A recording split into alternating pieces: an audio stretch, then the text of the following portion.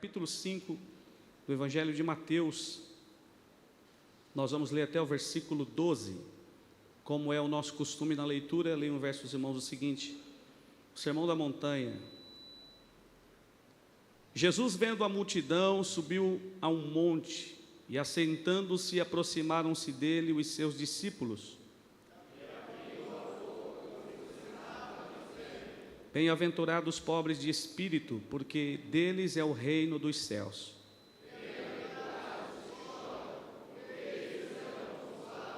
Bem-aventurados os mansos, porque eles herdarão a terra.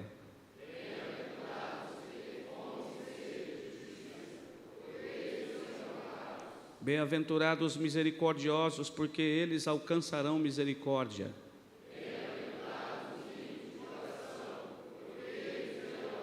Bem-aventurados os pacificadores, porque eles serão chamados filhos de Deus.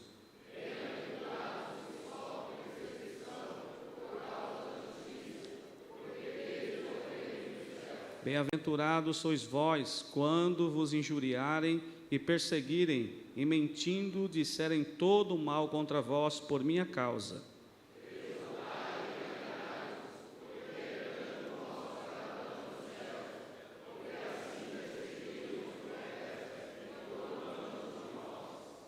Amém. Pode tomar assento. Muito obrigado, meus irmãos.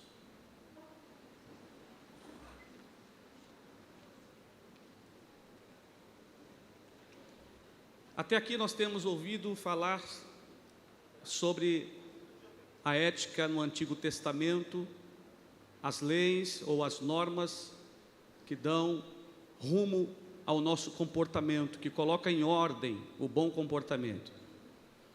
E no Novo Testamento, Jesus vai escrever um padrão de vida para os seus discípulos, por intermédio dos seus ensinos, e também por intermédio da prática ou do exemplo de vida. E a luz que vai clarear o caminho ou abrir a porta para que essas normas sejam escritas, esse padrão de vida seja escrito no Novo Testamento por intermédio do Cristo, é o Antigo Testamento. As normas estabelecidas por Deus no Sinai, ela vai dar continuidade também no Novo Testamento, ou na Nova Aliança, por intermédio do Senhor Jesus. E Jesus, ele dá um padrão de vida, de ensino, de conduta para os seus discípulos, para que eles propaguem a palavra, ensinem as pessoas, mas também ensina os discípulos a serem exemplos de vida na prática, nas obras, para que as pessoas então aprendam com os seus seguidores. Bem, verdade é que a ética, falando da ética lá fora, a ética secular, ela é de difícil definição, porque a ética ela vai estar presente em grupos, ou estado, ou país. Se nós pegarmos a ética dentro do nosso país e querer comparar com a ética em outro país, em outra nação, vai ter muita diferença. Mudanças que até mesmo vai nos escandalizar, como eu já vi em alguns países que eu passei, e ver o costume, a ética que norteia aquele país, chocar-se com a ética nossa aqui. Eu estava num país, na Holanda, e eu fui atravessar a rua, o pastor Ronaldo estava conosco lá, e ao atravessar a rua, o sinal estava fechado para mim, estava aberto para os carros, porém não tinha carro. E o que eu fiz? Eu estava na faixa e entrei na rua para atravessar. Quando eu entrei na faixa de pedestre para sair para o outro lado da rua, eu fui parado aos gritos, porque eu estava cometendo uma infração, estava cometendo um erro, porque o farol estava fechado para mim. E eu disse: mas não está passando carro. Não importa, o farol está fechado para você, você deve aguardar. E se você insistir em passar no farol vermelho, você pode tomar uma multa, você pode ser multado por estar atravessando uma avenida no farol vermelho. E aqui a gente atravessa no farol vermelho, no laranja, atravessa pelo meio da rua, e ainda grita com os motoristas porque achamos que estamos certos.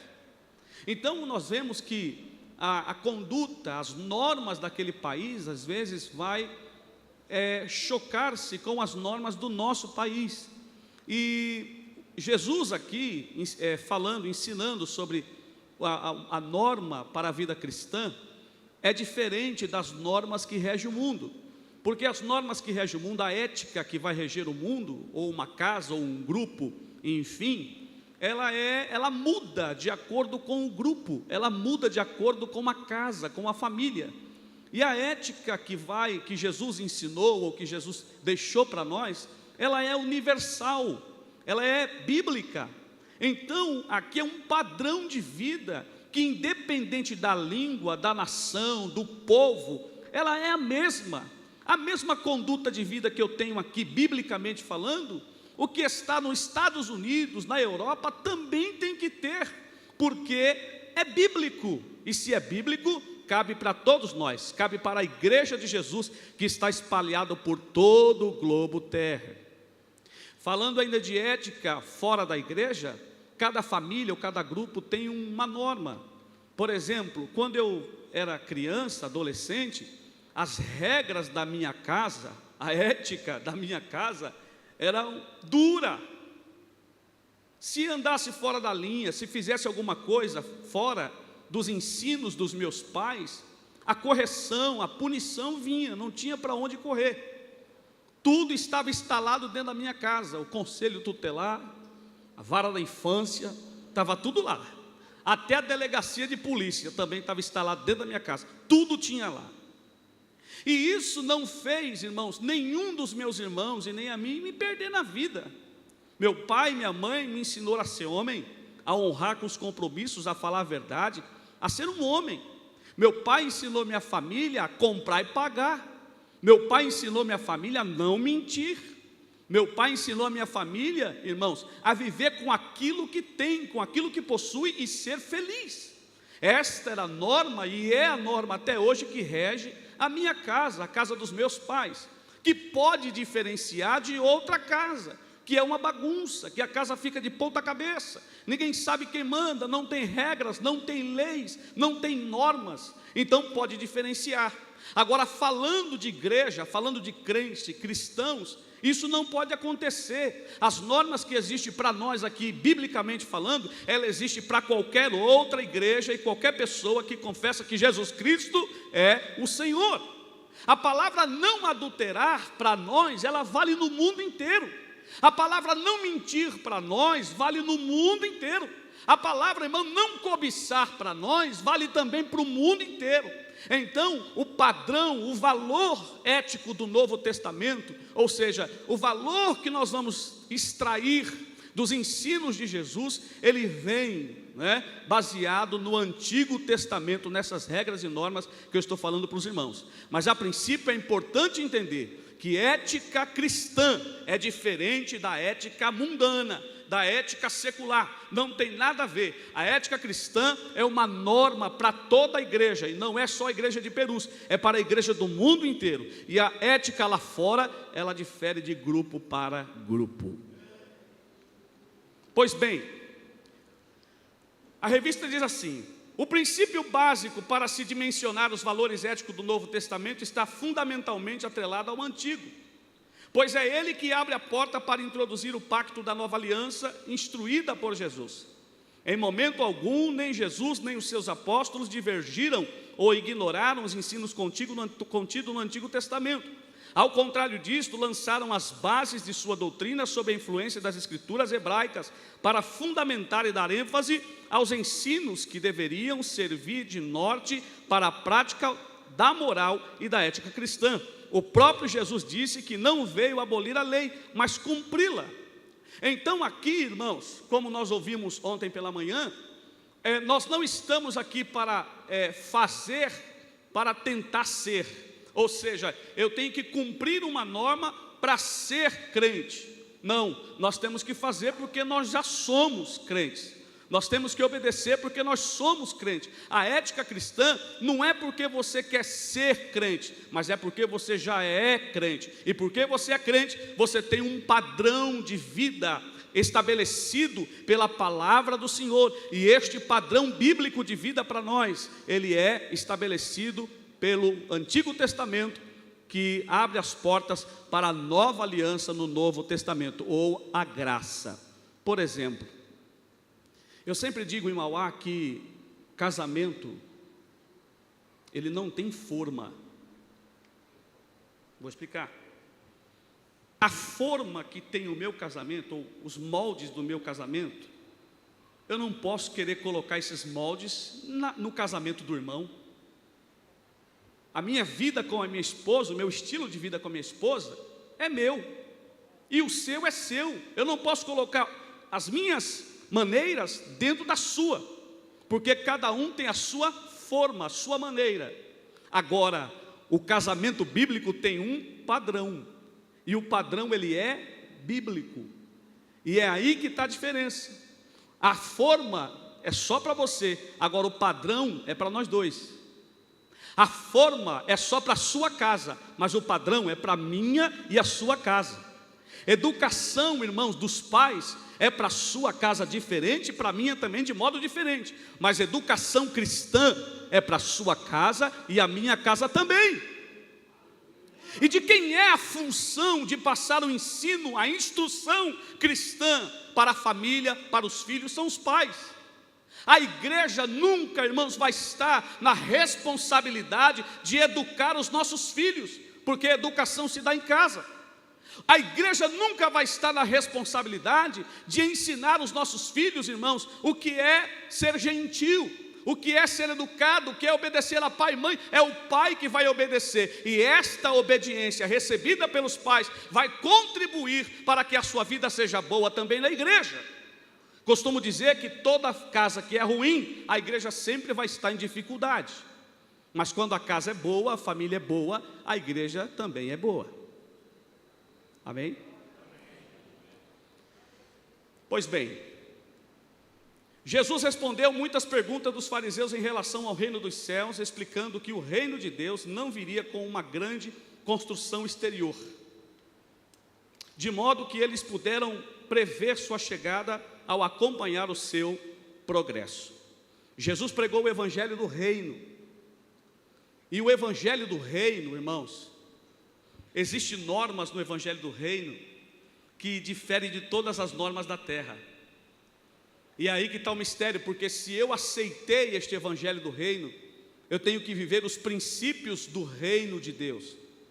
E os princípios do reino de Deus está na palavra, na Bíblia, e estas palavras devem ser transmitidas ao meu coração, e estas palavras que estão na Bíblia devem produzir em minha vida valor, vigor, força espiritual para obedecer e cumprir, e nas minhas ações, nas minhas atitudes, esta palavra se tornar prática, se tornar real e verdadeira.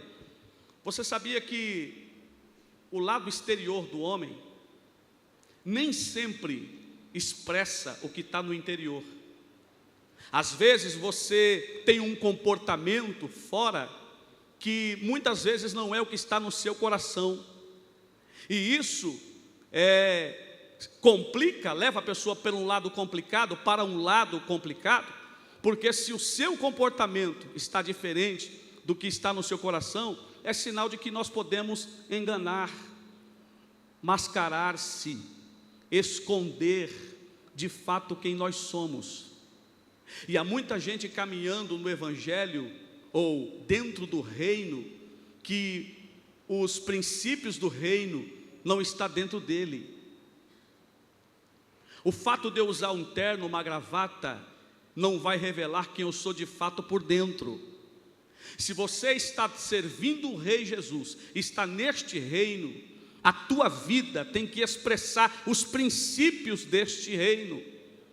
E nós vamos entender que quem está dentro do reino, mas tem uma vida de pecado, nunca conheceu o Senhor do reino.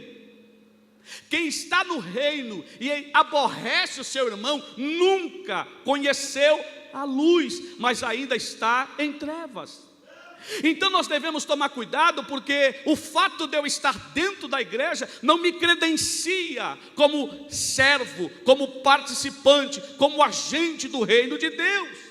O fato de eu ter uma credencial não me credencia, irmãos, como um servo legítimo do Senhor, mas o que vai me credenciar como servo de Deus, como discípulo de Cristo, é colocar em prática o aprendizado que eu recebi, a palavra que entrou no meu coração, e por intermédio das minhas atitudes, fica visível e patente que eu sou servo de Deus.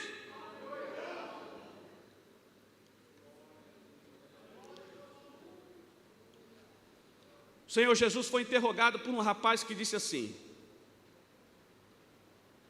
bom mestre, estou lendo a revista aí, bom mestre, o que bem farei para conseguir a vida eterna? E ele disse: por que me chamas bom? Não há bom senão um só, que é Deus. Se queres, porém, entrar na vida, guarda os mandamentos. Disse-lhe ele: quais? Jesus disse: não matarás, não cometerás adultério, não furtarás, não dirás falso testemunho, honra teu pai, tua mãe, amarás o teu próximo como a ti mesmo. Disse-lhe o jovem: tudo isso tenho guardado desde a minha mocidade, que me falta ainda? Disse-lhe Jesus: se queres ser perfeito, vai, vende tudo o que tens, dá aos pobres e terás um tesouro no céu, vem e segue-me. E o jovem, ouvindo essa palavra, retirou-se triste, porque possuía muitas propriedades. O Senhor Jesus usou a própria lei que o jovem afirmava guardar para contrariá-lo, pois se ele realmente a guardasse, não teria dificuldade alguma em vender os seus bens e dá-los aos pobres, visto que um dos mandamentos é amar ao próximo como a si mesmo. Na realidade, não era o propósito de Jesus que ele se desfizesse de seus bens, e sim desmascarar a hipocrisia que estava no seu coração. Esse texto deixa claro e evidente que é possível guardar muitos mandamentos de Deus e continuar sendo hipócrita. É possível cantar dentro da igreja e continuar sendo hipócrita. É possível ser dizimista e continuar sendo hipócrita. É possível, meu irmão, ter a carteirinha da igreja e continuar na hipocrisia. E o que é a hipocrisia aqui? É obedecer algumas coisas e outras não. É cumprir algumas coisas e outras você deixar de lado.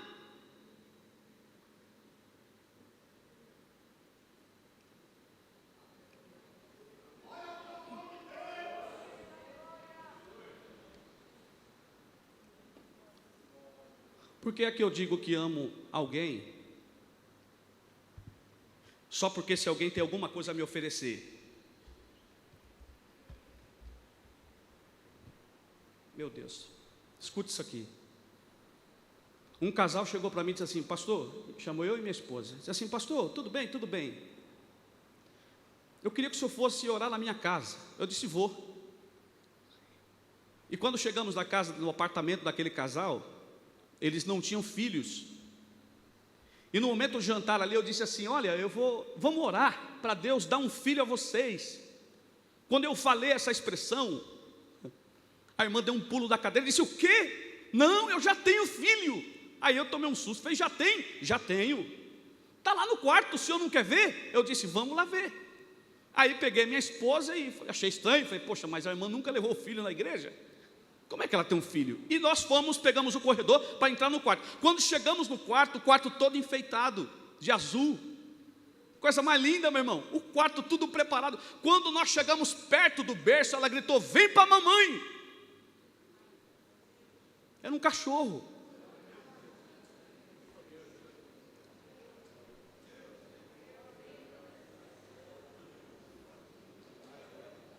Um quarto bonito para cachorro. Era um cachorro, e ela gritou empolgada: pula, vem para a mamãe. Quando eu olhei o cachorro dentro do berço, eu olhei para minha esposa, e sem palavras, eu praticamente disse para ela: não estou acreditando no que eu estou vendo aqui. O cachorro estava substituindo o filho. Ou seja, a ausência de um filho pouco importa, porque eu tenho um cachorro para suprir a necessidade de um filho. Irmão, deixa eu te falar uma coisa. Nós estamos nos afastando de pessoas, Nós estamos se distanciando de pessoas, não suportamos ouvir pessoas, dar atenção para pessoas. Mais vale um bicho de estimação do que um amigo, do que um companheiro, do que um irmão estar ao nosso lado para a gente conversar. E a coisa está indo tão longe que perto da minha casa tem spa para cachorro, hotel para cachorro, agora abriu um shopping para cachorro. É pecado ter cachorro? Não. É pecado substituir um ser humano por cachorro.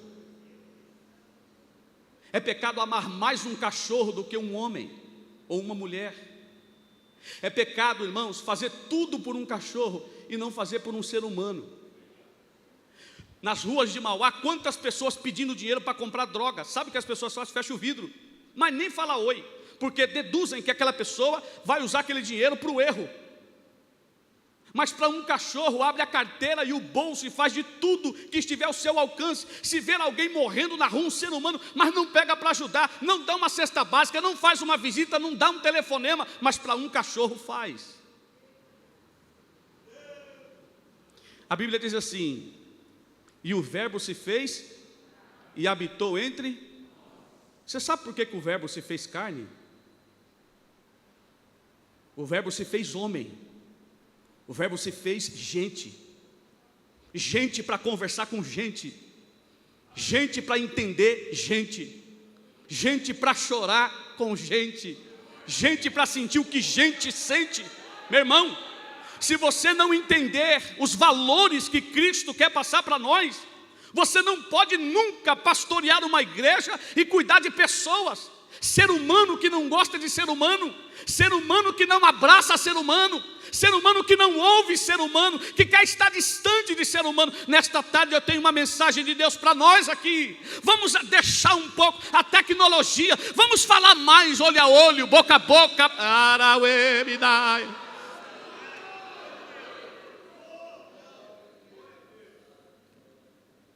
Eu saí dali triste, falei, meu Deus, como é que pode um cachorro substituir uma pessoa? Na Europa, eu perguntei para o pastor assim, falei, pastor, por que sempre que uma pessoa está pedindo, tem um cachorro do lado? Eu falei, porque às vezes a pessoa ajuda o cachorro, mas não ajuda a pessoa que está pedindo.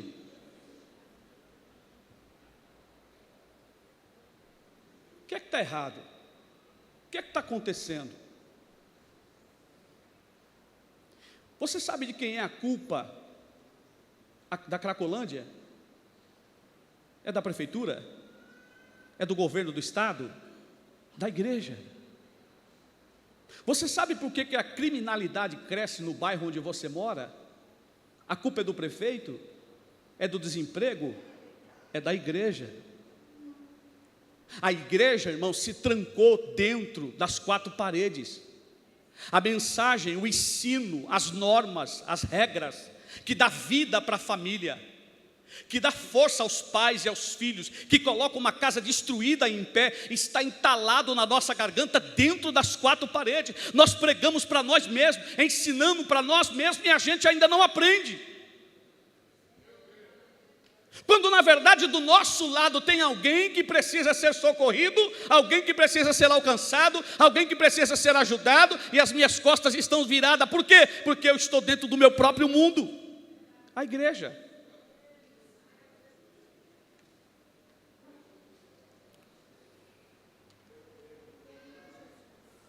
Então a hipocrisia desse rapaz, guardava tanta coisa, e na hora de atender um pedido do mestre, ele ficou complicado. Ele viu que não dava para cumprir aquilo que Jesus estava pedindo. As normas que Jesus deixou para nós, a sua palavra, ou as normas do reino, ela vai nos ensinar a renunciar muitas coisas, a viver uma vida de renúncia. Ou seja, vai ensinar você se desprender das coisas do mundo e se conectar às coisas celestiais. Quando Deus pediu o filho Isaque a Abraão, eu vejo Deus dizendo assim: Abraão, você está sendo fiel por uma promessa, mas agora eu quero o seu Isaque, o seu único filho. Ou seja, o que você vai ser sem essa promessa? O que você vai ser sem a promessa de alguma coisa? Você serve a mim pelo que eu sou ou pelo que eu estou te dando? Pelo que eu estou lhe oferecendo? Você serve por prazer, por amor, ou você serve pela bênção que está sendo derramada, enviada por Deus na sua vida? Os rudimentos do reino, os princípios do reino, vai nos levar a servir a Deus pelo amor, vai nos levar a servir a Deus pelo que Ele é e não pelo que Ele tem para nos dar. Vai nos levar, irmãos, a olhar com os olhos de Jesus para pessoas que estão ao nosso lado. Vai levar a igreja, a levar o alimento que nós temos, a saúde espiritual que nós temos, a quem precisa de saúde, a quem precisa da palavra, a quem precisa do ensino. Esta é a missão da igreja, esta é a mensagem de Cristo para a igreja. A igreja não pode morrer com a mensagem entalada na garganta. Levante-se, abra sua boca, vá atrás de alguém, diga do amor de Deus, ensine a palavra, e o reino dos céus vai ser glorificado e edificado. Se você crê nesta palavra, levante a sua mão direita e diga glória a Deus.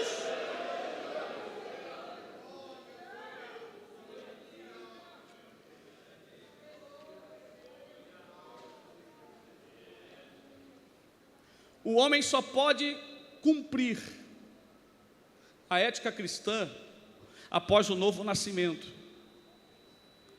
É necessário nascer de novo para que essas coisas aconteçam em nossas vidas, para que nós possamos cumprir, viver esta ética.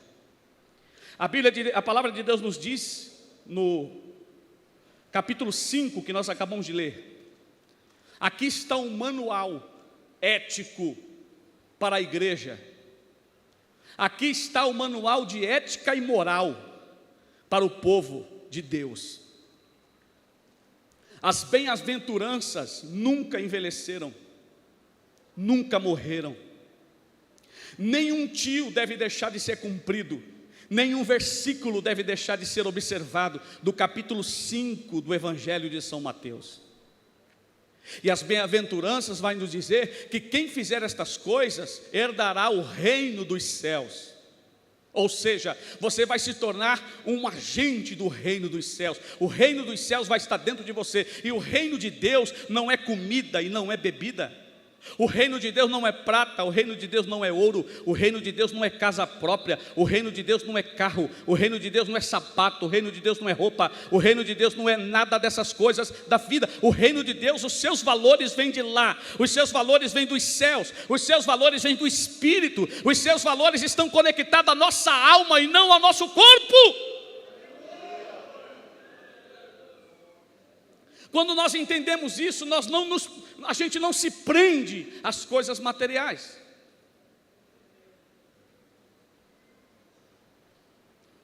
A ética de Jesus, página 36. O segundo parágrafo diz assim: Jesus desenvolveu a sua ética tendo como base principal o conceito do reino de Deus.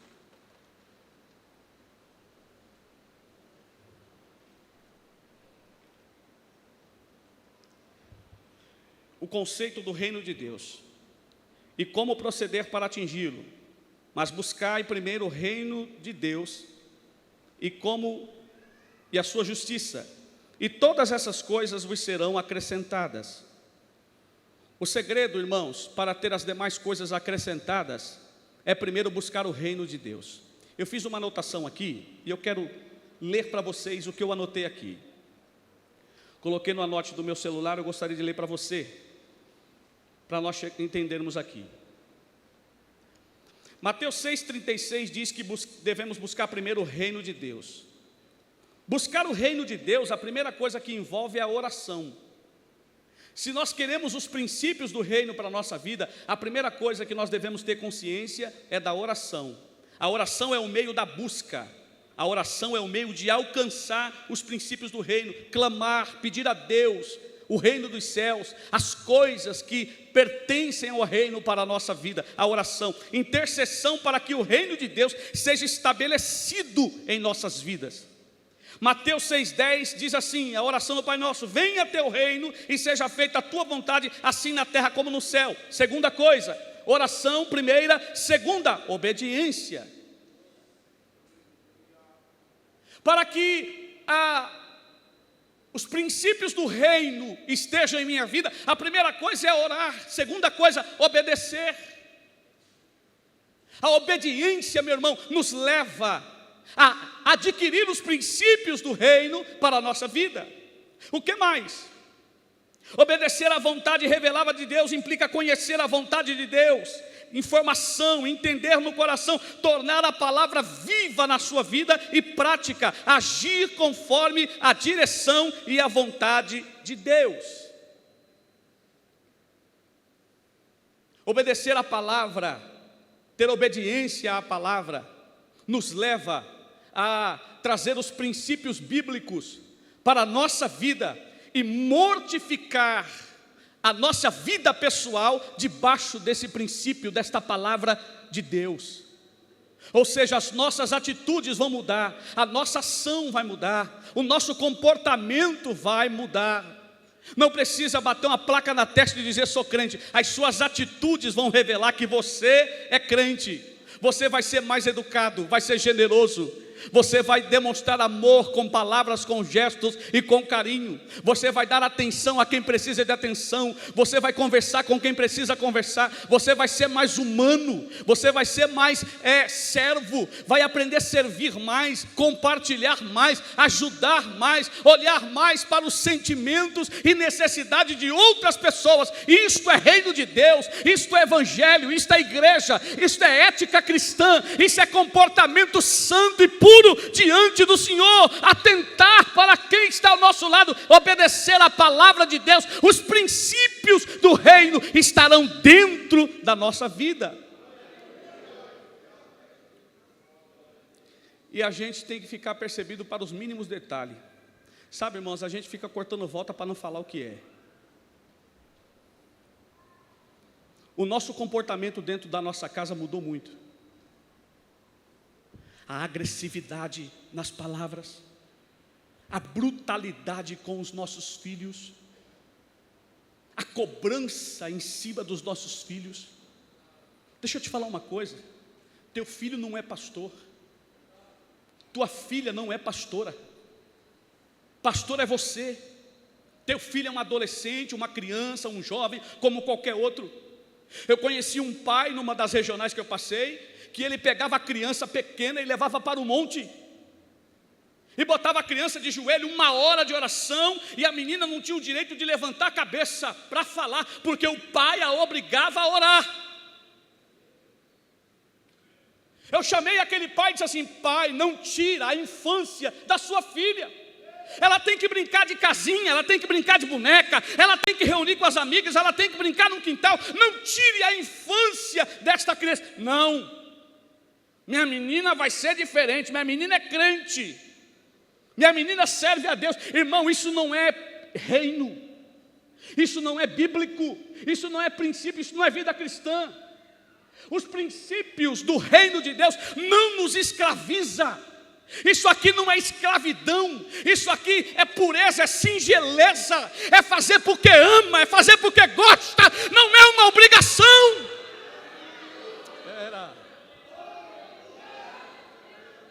O que é que você está fazendo? Você está matando a sua filha. Não estou não. E aí depois da oração, pastor Israel, colocava a menina para ler a Bíblia, decorar versículo. Aí sabe o que o pai fazia?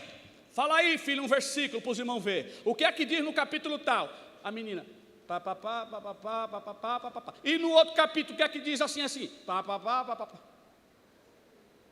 Aquilo satisfazia o pai, um obreiro da casa de Deus. Aquilo satisfazia ele. Agora, irmãos, princípio, reino. Reino de Deus nunca vai cortar a faixa etária de ninguém. Não vai. Não vai. Reino de Deus nunca vai massacrar sua família. Reino de Deus nunca vai massacrar seus filhos. Não vai. Reino de Deus nunca vai acabar com o seu casamento. Se a igreja, na sua concepção, está acabando com o seu casamento, não é reino de Deus. Reino de Deus não acaba com casamento. Reino de Deus não acaba com família. Não. Reino de Deus não tira filho de fora da igreja. Não. Reino de Deus traz. Reino de Deus ajunta. Reino de Deus ajunta. Reino de Deus é amor, é comunhão, é paz, é alegria.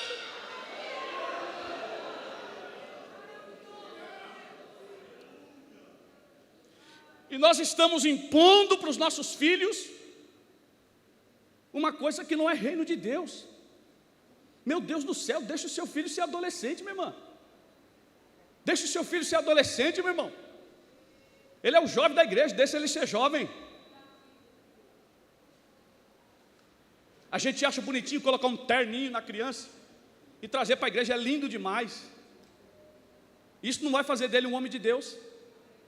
O que vai fazer dele um homem de Deus é o reino, os princípios do reino, estar no coração dele. É ele entender que deve obedecer a Deus e aos seus pais, temer a Deus porque ele precisa ser salvo, temer a Deus porque ele é Senhor, obedecer a Deus porque ele ama a Deus. É isso que os nossos filhos têm que entender. Agora eu não posso pegar isso aqui e querer enfiar de goela abaixo nos meus filhos, cobrar uma situação que não existe. Jesus nunca pegou seus discípulos e enfiou o reino de goela abaixo. Jesus passou e convidou: segue-me, vem. Eles levantavam por livre e espontânea vontade e seguia. Se você não está fazendo por livre e espontânea vontade, você está no caminho errado. Você está no lugar errado. Jesus não pega ninguém pelo pescoço, Jesus não coloca os princípios do reino goela abaixo. Você abre o coração e recebe e passa a entender os valores éticos do reino de Deus. Aleluia, e passa a cumprir e obedecer. Fazendo isso, a tua vida, a tua família serão abençoadas dentro do reino. Obedecer. Por isso é essencial viver em concordância e unidade. Somos desafiados diariamente, seja no trabalho, no casamento, na família, nos relacionamentos. Só a presença de Deus pode transformar, libertar, curar, guiar, dirigir, ensinar. A palavra transforma, não há outro caminho, a palavra nos leva à cruz.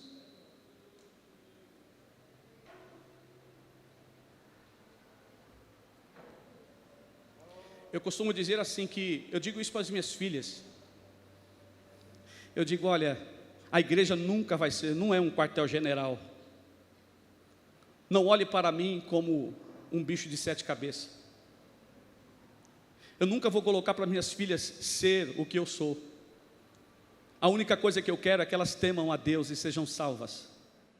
Terceira coisa para você alcançar os princípios do reino: a unidade. A unidade é o quê? Ser um, comunhão. O Senhor Jesus orou pelos seus discípulos em João, no capítulo 17.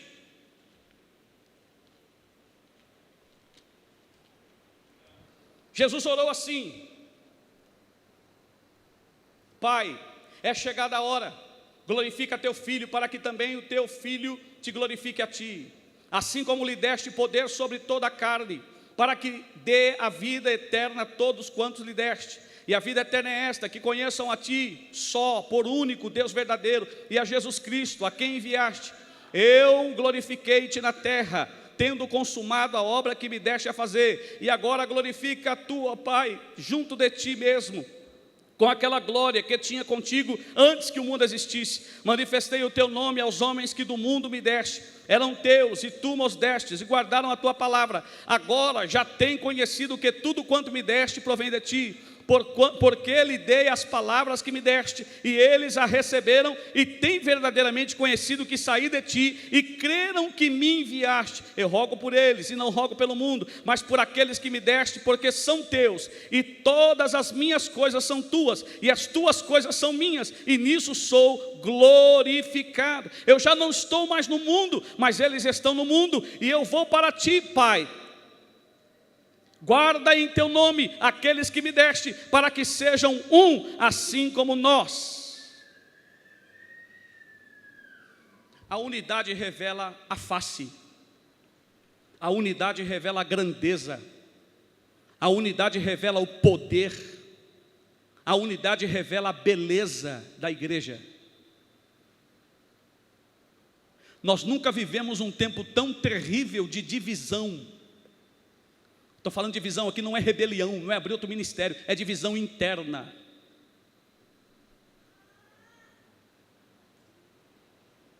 É um que não fala com o outro, é o outro que não comunga com o outro. Uma pessoa disse assim para minha esposa: olha, irmã, se for para essa irmã aí estar participando, me tira, porque eu e ela aí não dá certo. Eu estou falando de igreja. Fulano vai entrar? Vai. Então peraí que eu vou tirar meu grupo fora. Escuta, vem para cá. A gente não pode participar. Deixa ele fazer que a gente não anda junto. Eu estou falando de igreja. Ele vai tocar também? É, vai tocar. Então tá bom. Então eu não toco mais. Coloca o outro para tocar aí. Porque eu e esse irmão a gente não se entende. Isso é ausência de reino. Isso é ausência de princípios. Isso é ausência de palavra. Isso é ausência de Deus. Isso é ausência de salvação. Meu irmão, deixa eu te falar uma coisa. No céu não tem condomínio fechado.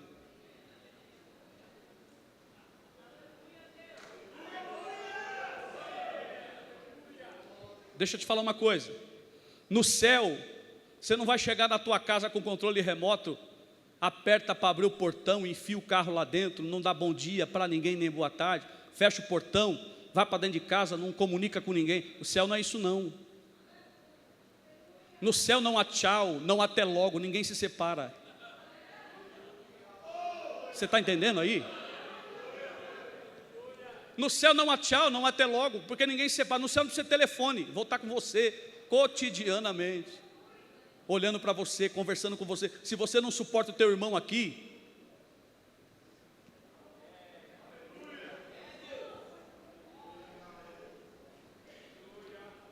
você quer trazer os princípios do reino? Ore. Você quer trazer os princípios do reino? Obedeça. Você quer trazer os princípios do reino para a sua vida? Tenha unidade, união, comunhão. Comunhão. É muito tapa nas costas e faca comendo depois. É muito eu te amo na cara e no Facebook tome-lhe pancada. É muito meu amor, beijinho aqui, beijinho ali, e no WhatsApp descendo a linda. Olha, irmão, não sei porquê, uma certa feita, mandaram uma mensagem para outra pessoa, caiu no meu telefone. Eu passei por isso 2 vezes. Uma foi a mensagem, e a outra foi um telefonema. Eu não sei o que o irmão fez, que ele ligou para outra pessoa e caiu no meu telefone, e ele estava falando de mim. Eu não sei, pastor, uma coisa dessa, como é que acontece?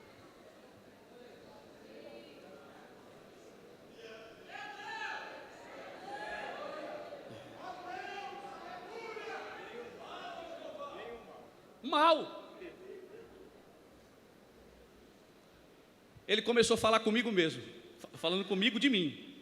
Olha, eu não vou ficar aí não, porque o pastor aí não, poxa, não está com nada, não vê, não dá certo, poxa, pastor. E outra coisa, esse negócio, olha o que ele disse, esse negócio de pula-pula na igreja, de línguas estranhas, não, esse negócio não dá para mim não. Eu vou sair do ministério, vou sair do ministério. E eu quieto do outro lado, sem falar nada, só ouvindo o que ele estava falando. Quando ele veio falar comigo, eu já sabia da história. Que ele falou para mim mesmo que ia sair. Tem muitas pessoas na igreja, irmão, abraçando, meu amorzinho, meu bem. Oh, meu Deus do céu. Oh, Jesus de Nazaré. Oh, meu Pai.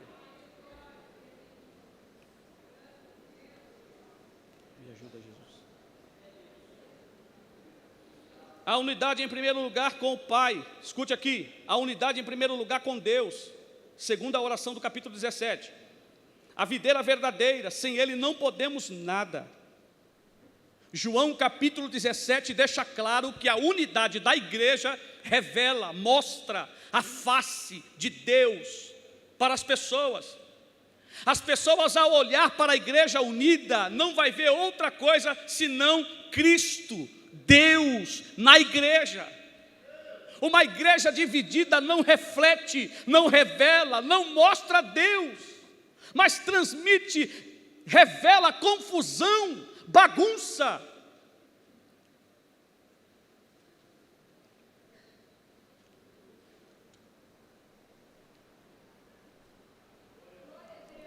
Portanto, como eleitos de Deus, santos e amados, revestidos da compaixão, da benignidade, da humildade, Colossenses 3 eu estou lendo, de mansidão, de longanimidade, suportando-vos uns aos outros perdoando-vos uns aos outros, se alguém tiver queixa contra outro, assim como o Senhor vos perdoou, assim também perdoai-vos, e sobre tudo isso revesti-vos do amor, que é o vínculo da perfeição. A unidade com as pessoas com quem convivemos, marido, filhos, parentes, vizinhos, colegas de trabalho, como fomos perdoados, devemos também perdoar com a mesma medida com que Deus nos mediu, e que foi através da sua graça. Não merecíamos, andávamos nas trevas, e como eram densas, o Senhor veio, nos ofereceu perdão, pagou o nosso débito e nos recebeu como filhos. Olhe para mim aqui, princípio do reino, perdoar.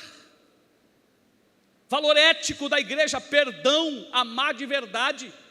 Perdão aqui, para ser perdoado, é condicional. Para receber o perdão de Deus tem uma condição: perdoar.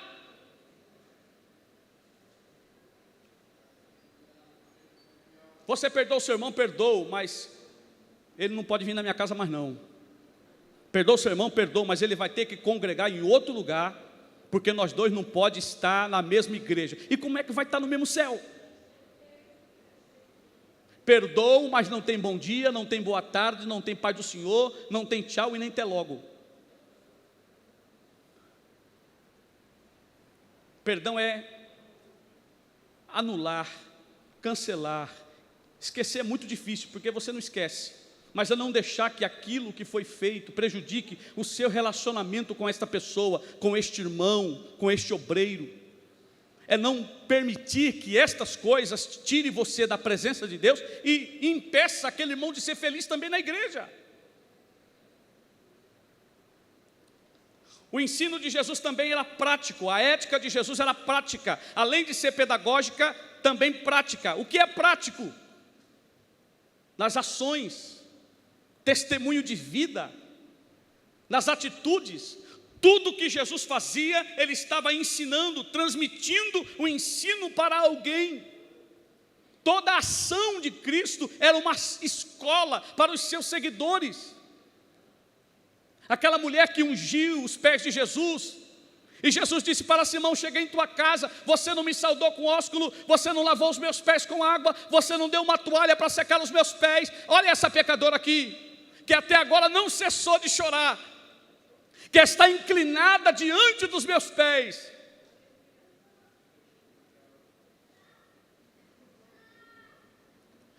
A atitude de Jesus nos ensina, revela para nós a sua vontade, o seu caráter. Jesus pegou uma bacia, na última ceia com os discípulos, cingiu seus lombos com a toalha, inclinou-se nos pés dos seus discípulos e começou a lavar o pé de um por um. Você sabe o que eu acho interessante? Que Cristo sabia já ali quem o haveria de trair: Judas. E Judas estava ali também. Agora, irmãos, imagine uma pessoa colocando a bacia no pé de uma pessoa que vai trair, que vai lhe enganar, que vai lhe trapacear. Imagina você colocar a bacia no pé dessa pessoa e esfregar os pés dele, olhando nos olhos dele, sabendo que ele vai te crucificar, que ele vai te entregar para alguém, que ele vai lhe prejudicar.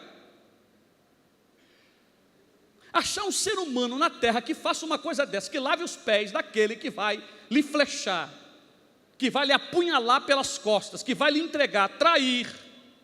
Se não for pelo reino, pelos princípios do reino, se não for por intermédio da palavra, meu irmão, você vai ferver a água.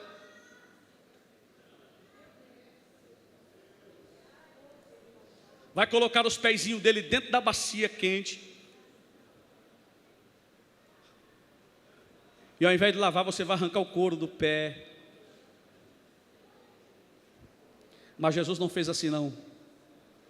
Não pague o mal com o mal, pague o mal com o bem.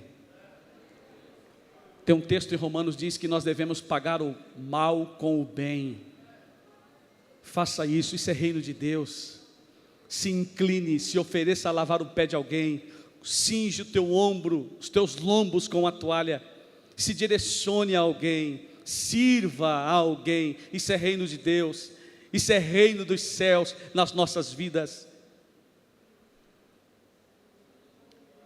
O ensino de Jesus foi prático. Todo aquele, estou lendo na revista, Mateus capítulo 7, versículo 24. Todo aquele, pois, que escuta estas minhas palavras e as pratica, assemelhá-lo-ei ao homem prudente que edificou a sua casa sobre a rocha, e desceu a chuva, correu os rios, sopraram os ventos, combateram aquela casa e não caiu, porque estava edificada sobre a rocha. E aquele que ouve estas minhas palavras e não cumpre, compará-lo-ei ao homem insensato que edificou a sua casa sobre a areia, e desceu a chuva, e correram os rios, sopraram os ventos, combateram aquela casa e caiu, e foi grande a sua derrota, a sua queda.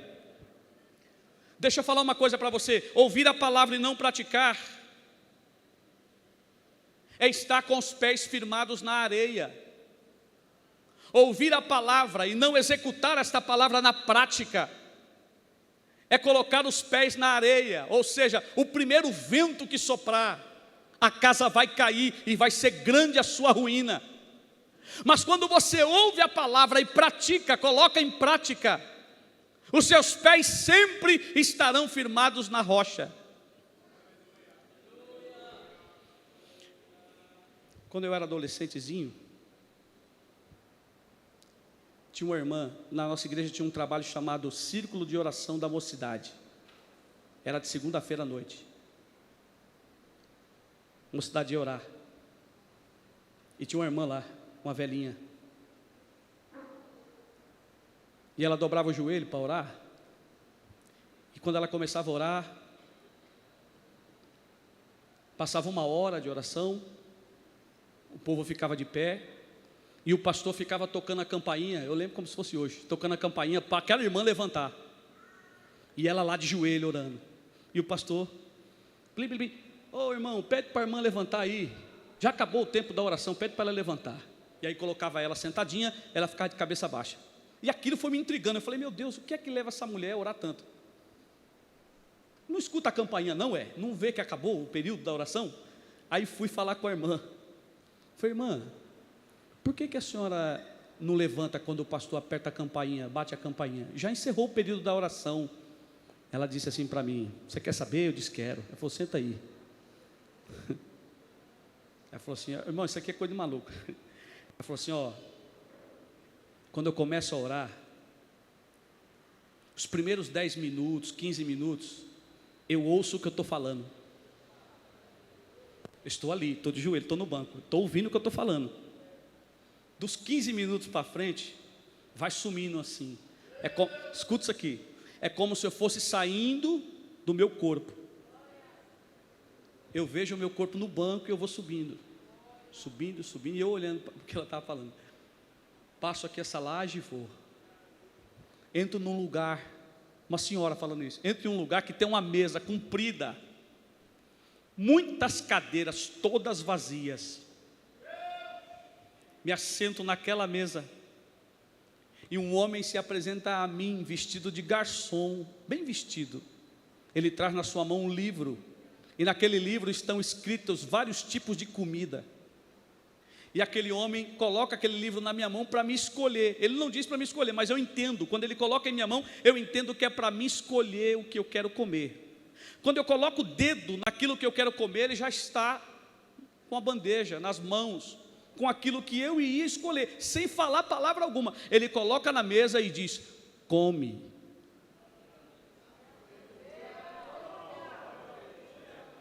E eu começo a comer. Agora, deixa eu te explicar uma coisa, irmão Flávio. Ela diz para mim, o período que eu estou comendo, eu me vejo comendo, mas não me vejo orando. Então é por isso que o pastor bate a sineta, e eu não ouço, porque eu estou comendo, e na minha cabeça eu não estou orando, eu estou comendo. Primeira vez que eu escutei que oração alimenta. Aí eu disse para aquela irmã, eu disse assim, irmã, eu quero também ir lá nesse lugar aí. Quando a senhora estiver orando, a senhora me avisa que eu quero dobrar o joelho do teu lado, eu quero também entrar nesse lugar, eu quero deixar de me ver, de me ouvir, eu quero comer, eu quero estar com esse anjo aí. Ela olhou para mim e disse assim, você quer mesmo? Eu disse, quero muito. Próxima oração, eu já estou aqui e quero entrar nesse manto aí, eu quero entrar no céu, eu quero sentar nessa mesa aí, eu quero esse negócio para mim. Ela disse assim, pois bem, você está preparado para passar pelo que eu passo?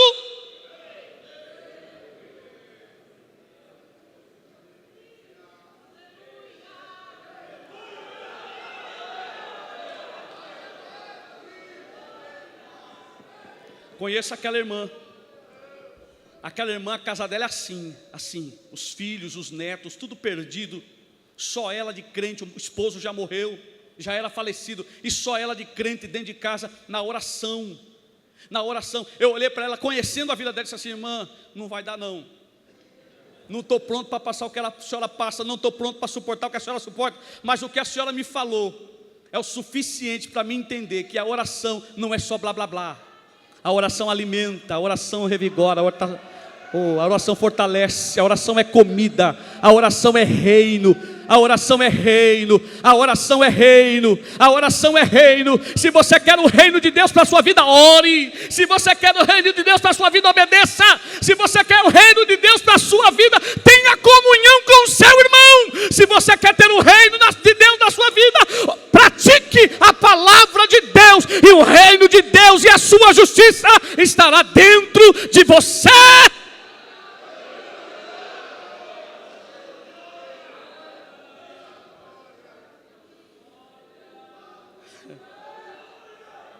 Parar agora. Perevá, Debora vida Sara vida gai. Tem minha sorge de levante o que me negueia. Laraue me forguecebe no conte réu a sabinai.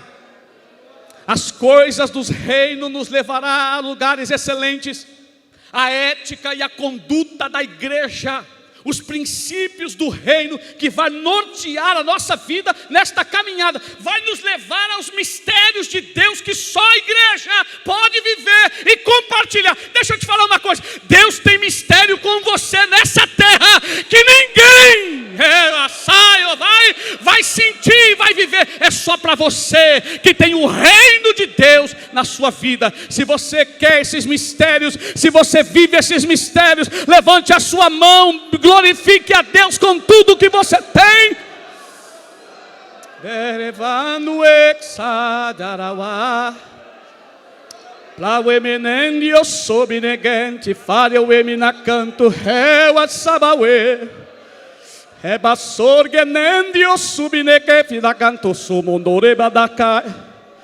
Propacanto remina santo come nevassa webina canto rebeda sauada.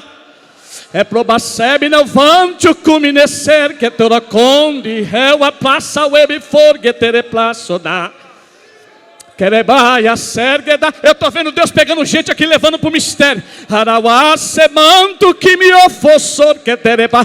Deus tem renovo para a tua vida por intermédio da palavra. Por passara web doravante o que me nação.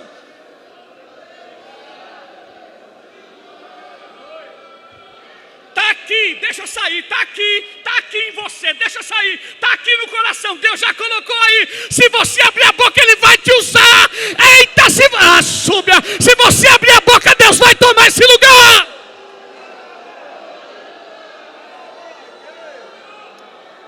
Era sorbia canto, que me no fanto, cobe assai. Deus vai te usar em profecia. Está descendo agora. Deus vai te usar em revelação. Deus vai descortinar o céu. Deus vai usar as tuas mãos. Deus vai usar a tua boca. Deus vai usar a tua vida. Deus vai usar o teu ministério. Deus vai usar os teus pés. Deus vai te usar nesta terra, se você obedecer a palavra de Deus.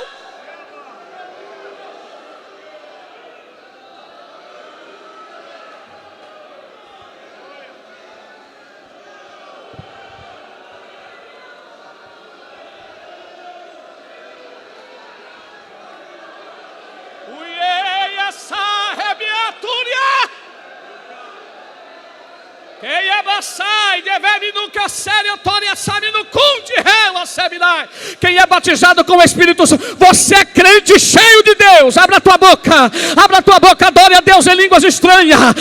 Abra a tua boca e adore a Deus.